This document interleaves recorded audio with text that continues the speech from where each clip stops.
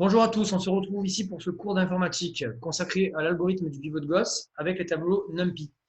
On peut très bien le faire sans les tableaux de NumPy, donc on va discuter aussi des algorithmes qu'il faudra mettre en place, qui sont très similaires si vous travaillez avec des listes de listes. Donc je rappelle que pour résoudre un système linéaire, on peut travailler de manière équivalente sur le système matriciel associé. Donc ici, lorsque vous devez résoudre un système linéaire, vous avez la possibilité de le mettre sous la forme AX égale B, où A, c'est la matrice de ses coefficients, X, c'est le vecteur colonne de ses inconnus, que j'ai appelé ici X1, XP, et B, le second membre du système linéaire, B1, Bn. Il n'y a pas forcément le même nombre d'éléments dans B et dans X, puisque la matrice grand A n'est pas forcément carrée. Ici, elle est de taille n lignes et p colonnes. Donc, pour résoudre un système linéaire avec les fonctions NumPy,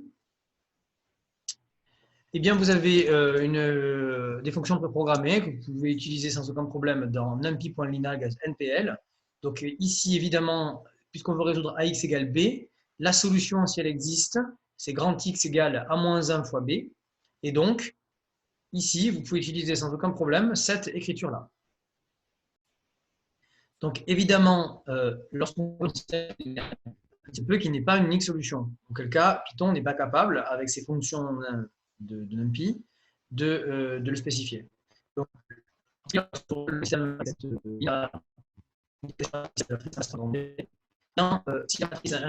grand A n'est pas inversible, il peut vous renvoyer un message d'erreur du type singular matrix, matrice singulière. Donc forcément, ceci marchera avec une ligne d'équation code inconnu. Et si il est de Cramer, c'est-à-dire si la matrice grand A est inversible. Vous avez une question? Ok. Alors, il y a une autre fonction que j'aime moins parce que vous allez bien sûr aimer parce qu'elle est plus simple à utiliser, mais je l'aime moins parce qu'elle est moins explicite. C'est la fonction solve. La fonction solve fait exactement la même chose que dessus. Et dès que vous avez un message d'erreur, c'est qu'en fait, votre système n'est pas de Cramer. Alors, bien sûr, ce sont des fonctions qui sont préprogrammées, donc des grosses boîtes noires. Vous avez dans la bibliothèque NumPy de nombreuses fonctions qui sont préprogrammées, mais on ne sait pas comment elles sont programmées. Alors, pour accéder au code source, ce n'est pas toujours très pratique. On peut les trouver, puisqu'ils sont open source, mais par contre, ils sont souvent très difficiles à lire, parce qu'en fait, toutes ces fonctions-là, elles ont été optimisées, et donc en fait, ce qu'on croit être une fonction simple, en fait, n'est pas du tout une fonction simple, et donc c'est peut-être pas forcément par A-1b qui va résoudre l'équation, le système linéaire. Donc, nous, ce qu'on aimerait, petit 2, c'est faire une programmation de la résolution grâce aux opérations élémentaires sur les lignes d'un tableau NumPy. Autrement dit, on va programmer le pivot de Gauss et on va calculer sa complexité ensemble de sorte à maîtriser ce qu'on fait. Alors, on ne va pas avoir une complexité très bonne, comme vous allez vous en rendre compte. Donc, petit 2. Donc, la définition, elle est pour vous, mais je pense que vous en souvenez tous. Donc, je vais demander pour aujourd'hui que vous programmiez les fonctions de permutation, de dilatation et de transvection. Alors, on peut le faire dans le pivot de Gauss, sans aucun problème, mais ça va plus vite de le mettre en dehors. La fonction pivot de Gauss sera un petit peu plus lisible. Alors, Aurélien nous a proposé ces fonctions-là. On va regarder les siennes avant de regarder les miennes. Alors, on t'écoute. Ça commence là. Hein. Ces trois fonctions-là, c'est ça. Ouais. Aurélien, on t'écoute. Alors, oui, mais permutation, en fait, c'est juste, j'ai pris les deux lignes qu'on devait permuter et je les ai mises, je leur ai fait prendre leurs valeurs réciproques. Genre, la ligne I prend la valeur J et en même temps, la ligne J prend la valeur I. Alors, ne dis pas la valeur I, hein, prends la ligne I. Prend la ligne I. Ouais. Donc après, on retourne la matrice de manière d'un tableau. Pour la dilatation, en fait, je suis parti avec chaque terme de la ligne. Donc c'est pour ça que j'ai mis avec un K dans la taille de la ligne. Oui. Et j'ai pris chaque terme et je les ai multipliés par le facteur alpha. Oui. Et pour la transvection, ben, c'est un mix un petit peu des deux. C'est plus, j'aurais pu mettre directement dilatation pour la deuxième ligne, genre MIK est égal à dilatation MI, enfin MJ alpha, plus la ligne précédente, enfin la ligne MIK. Alors ça, c'est très juste, c'est très bien. Et en fait, il n'a pas utilisé NumPy. Hein. Là, en fait, il a utilisé les listes de listes. Il y a moyen d'aller plus vite pour la dilatation si on a un tableau NumPy. Puisque si M crochet I est un tableau de NumPy, si on veut multiplier le M crochet I par A, qu'est-ce qu'on peut simplement faire? MI est égal à alpha MI. Ouais, alpha, enfin, A fois MI. Tout à fait. Ok. Donc en fait, ça c'est le propre tableau NumPy. Effectivement, ça ne marcherait pas avec les listes. Si vous multipliez une liste par 2,1, il ne comprend rien. Hein. On est bien d'accord, enfin, qu'on soit bien d'accord à la différence entre NumPy et les listes. Si je prends une liste et que je lui demande de la multiplier par 1,1, il ne comprend rien du tout.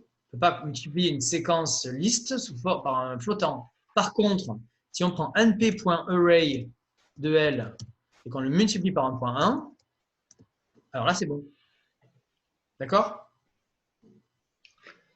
Donc, très bien pour les fonctions d'Aurélien. Voilà moi ce que je propose. C'est les mêmes que les siennes. Alors, remarquez un truc.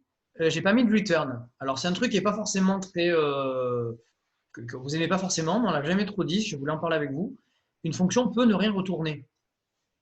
La seule chose qu'elle fait, cette fonction, c'est qu'elle modifie grand M.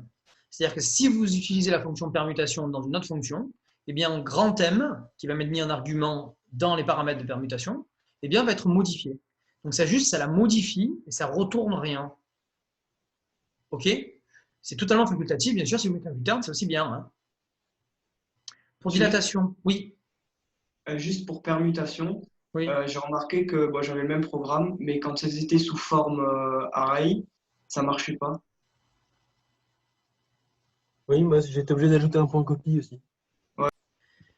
Donc, on a une subtilité qu'on vient de rencontrer ensemble, c'est que si grand M est un tableau de NumPy, ce protocole ne marche pas.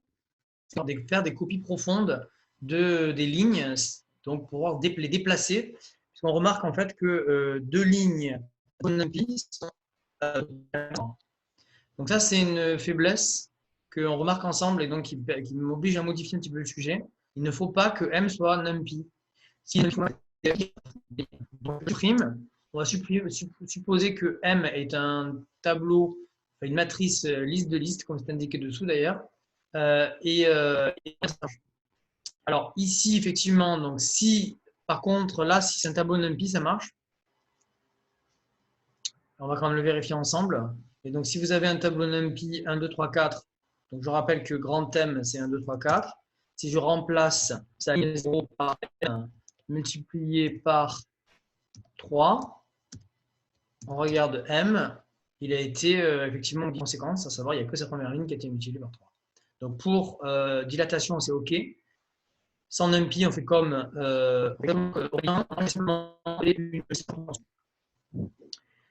et pour la transvection, OK. Voilà. Donc, en compréhension, ça donne des choses un petit peu plus simples, mais ça fait. OK, donc merci pour vos remarques. Petit 3, pivot de Gauss pour les systèmes de Cramer. Donc, on va discuter ensemble de la complexité du pivot de Gauss lorsque grand A est une matrice carrée de taille n. Donc, petit a, complexité algorithmique du pivot de Gauss en fonction de n. Alors, je vous propose de compter le nombre d'opérations algorithmiques. Donc, j'ai mis à la suite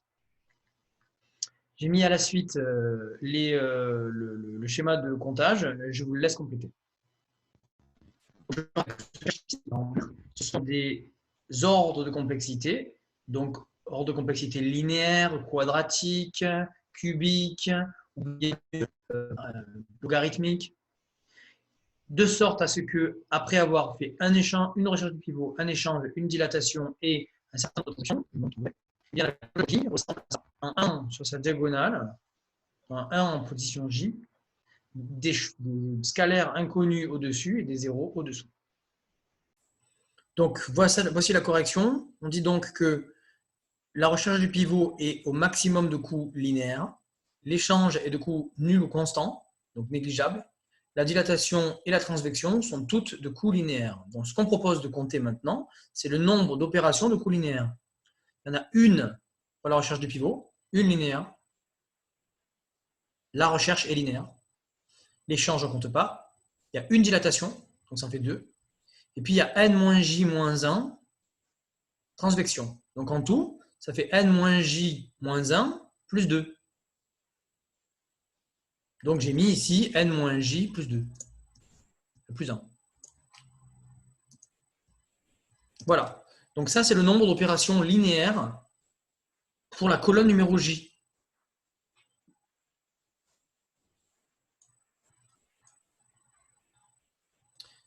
Donc, pour trouver la complexité globale, donc je le mets là. Hein.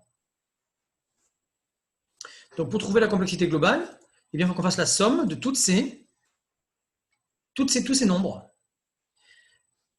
Le J, il va de 0 jusqu'à n-1.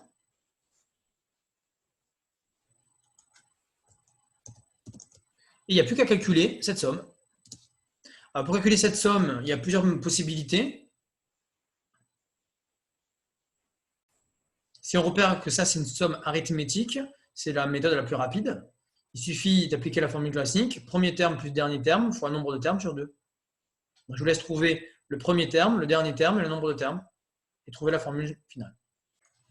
Donc, correction, si on remplace J par 0, on obtient n plus 1, c'est le premier terme. Si on remplace J par n-1, on obtient 2, c'est le dernier terme. Donc, premier terme plus dernier terme, fois nombre de termes sur 2. Donc, n plus 3 fois n sur 2, qui est un grand taux de n carré. Donc, vous verrez beaucoup de bouquins dans lesquels, en fait, ils ne font même pas le calcul de la somme. On sait pertinemment que quand on ajoute des termes consécutifs d'une suite arithmétique de cette sorte, on obtient un grand taux de n carré.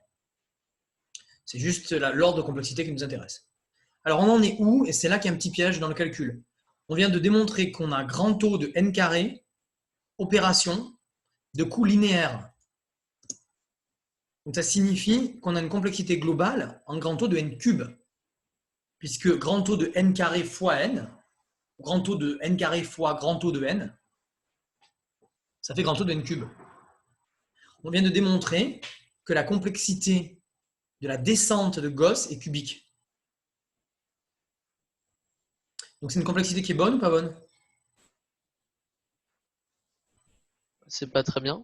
Voilà, c'est très mauvais. Ce qui veut dire que dès que vous allez travailler avec des grands tableaux, ça va être très long. Donc vous doutez bien que les opérations NumPy qui ont été proposées, les solve et les imb, elles ne fonctionnent sûrement pas comme ça. Parce que sinon, elles ne sont pas du tout optimales. Si vous lui demandez de faire ça pour des grands tableaux, il va mettre un temps monumental, même avec un très gros processeur. Une très bonne RAM même ne suffit pas à inverser naïvement par Gauss une matrice de taille 1 million. Voilà, ça c'était pour la descente. Bon, après il y a la remontée, vous vous rappelez? C'est-à-dire que maintenant il faut vider ce qu'il y a au-dessus des 1. Bon, bien, on s'en convainc. Hein. Si jamais au concours, il y a eu un concours au BAMPT il y a 2 ou 3 ans, on vous demandait de retrouver la complexité de l'algorithme de Gauss. C'est pour ça que je le fais proprement. J'essaie de trouver une méthode pour vous permettre d'avoir une preuve rapide qui évite de se perdre dans des milliards de calculs. Bon, voilà, donc je propose celle-là. Et bien sûr, une fois que vous avez fait la descente, vous ne faites pas la remontée, ça ne sert à rien. C'est le même protocole, puisqu'après vous êtes occupé de la demi-moitié de la matrice, sous la diagonale, vous occupez de ce qu'il y a dessus. Évidemment, c'est des mêmes complexités. Donc vous avez finalement une complexité cubique plus cubique, et grand taux de n cube plus grand taux de n cube, eh bien ça fait grand taux de n cube. OK? Voilà, donc vous vous retrouvez avec une complexité de Gauss d'ordre cubique.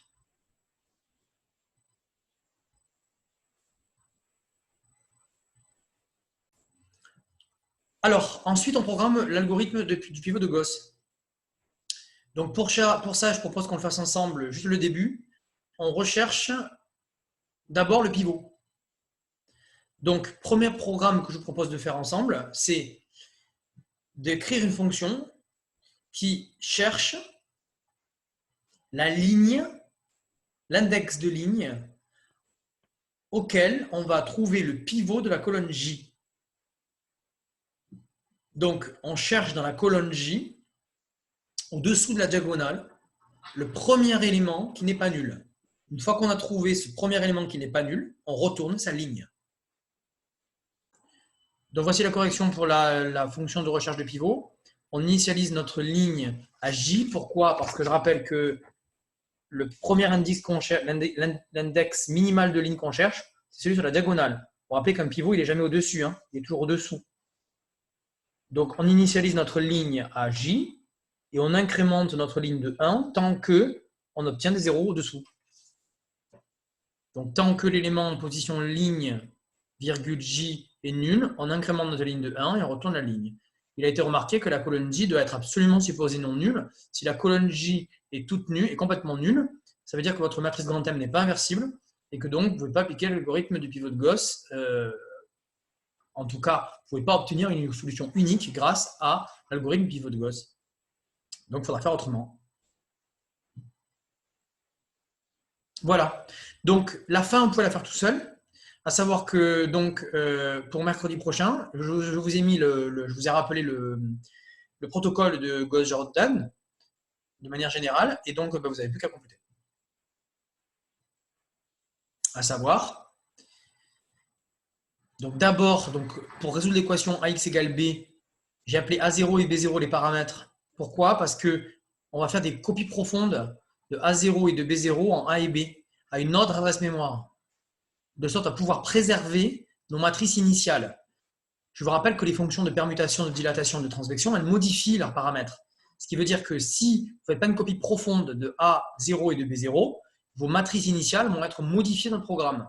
Donc, ce qui peut être un peu embêtant si vous avez des matrices qui sont définies par ailleurs et que vous ne voulez pas modifier. Donc, je les copie à notre adresse mémoire et maintenant, je travaille sur grand A et sur grand B. Ici, le test d'inversibilité de grand A, vous pouvez le faire grâce à la fonction déterminante si vous souhaitez. Il est facultatif de toute façon, puisqu'on va présupposer que l'algorithme ici, il fonctionne. C'est-à-dire que la matrice grand A est inversible. Voilà, recherche du pivot, donc par la fonction d'avant. Permutation de ligne si nécessaire. Normalisation de la ligne I par le pivot. Donc vous vous rappelez, on se ramène à un 1 dans cette position-là. Donc en divisant par le coefficient qui est là, après la permutation de ligne éventuelle, on se ramène à 1. Après, on vide les étoiles qui sont dessous par des transvections. Et puis, une fois qu'on aura fait tout ça, on fait la remontée.